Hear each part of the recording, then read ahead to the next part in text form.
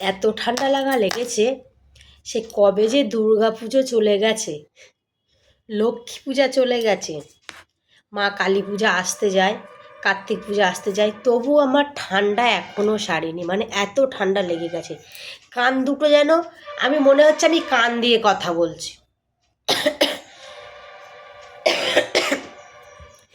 এই ঠান্ডাটা লেগেছে বলে আমার চা খাওয়ার অভ্যাসটাও হয়ে গেছে।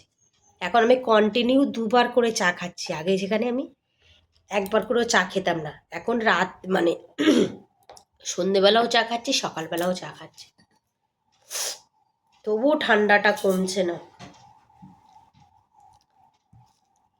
8:30টার বেশি হয়ে গেছে। রান্না করব আজকে লাউ দিয়ে মাছের ঝোল হবে, আর মূলো শাক ভাজা হবে। মনে হয় কান দিয়ে কথা বলছি, এত অস্বস্তি লাগছে।